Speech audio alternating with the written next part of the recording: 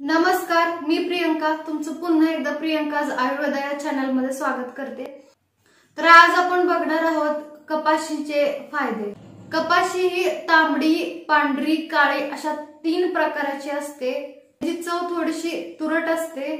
ही कफ पित्तामध्ये अतिशय उपयुक्त आहे। शरीरामधली पाण्याची कमतरता देखील भरून काढण्यास मदत करते। कपाशीच्या फळाचे फायदे आपण बघूयात। उलटीसाठी देखील तुम्ही याच्या फळाचा वापर करू शकता। उलटीच जर कोणाला होत असेल म्हणजे वारंवार, तर तुम्ही कपाशीचं जर फळ तुमच्या जवळ असेल तर लगेच खा त्याला, कारण 15 ते 20 मिनिटात तुमची उलटी थांबण्यास मदत होते। कपाशीच्या फळाने तुमचे किडनीचे आजार देखील कमी होतात। पोटामध्ये गॅस होणे, रक्तदोष असे देखील विकार याच्याने कमी होतात। कानाने ऐकू जर येत नसेल तर तशा अवस्थेत देखील तुम्ही याच्या फळांचं सेवन करू शकता। हे वातनाशक देखील आहे। मूळव्याधामध्ये देखील ह्याचा तुम्ही उपयोग करू शकता। हृदयासाठी देखील अतिशय उपयुक्त अशी वनस्पती आहे।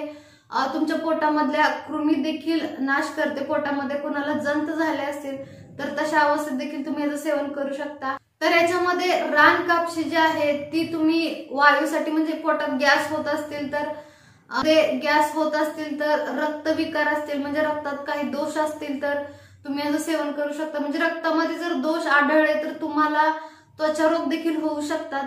तर त्वचा रोगामध्ये देखील अतिशय उपयुक्त आहे। त्याचा उपयोग कसा करायचा बघूया। त्याचे जे फळ आहे ते तुम्ही कच्चं फळ खाऊ शकता किंवा ह्याच्या पानांचा रस देखील तुम्ही सकाळ संध्याकाळ 1-1 कप घेऊ शकता। जेवणाच्या 1 ते 1.5 तासानंतरच याचं सेवन तुम्हाला करायचं आहे। तर अशा पद्धतीने प्रत्येक वनस्पतीमध्ये काही ना काही औषधी गुणधर्म आहेतच, पण काही वनस्पती ह्या विषारी देखील असतात, जेणेकरून तुमच्या शरीराला विषबाधा देखील होऊ शकते। त्याच्यामुळे तुम्ही कधीही कुठल्याही वनस्पतींचं सेवन करण्याआधी माहितीतल्या लोकांकडून म्हणजे घेऊन सेवन करायचं आहे, किंवा सरळ तुम्ही आयुर्वेदिकच्या शॉपमध्ये जाऊनच काही वनस्पती तुम्हाला घ्यायच्या आहेत। कारण खूप साऱ्या अशा वनस्पती आहेत की जेणेकरून तुमच्या शरीराला विषबाधा होण्याची शक्यता असते। त्याच्यामुळे कधीही आयुर्वेदिकची जी वनस्पती असतात त्या तुम्ही आयुर्वेदिकच्या शॉप मधूनच घ्या। चला तर मग अशाच एका नवीन माहितीसोबत पुन्हा भेटूया। धन्यवाद।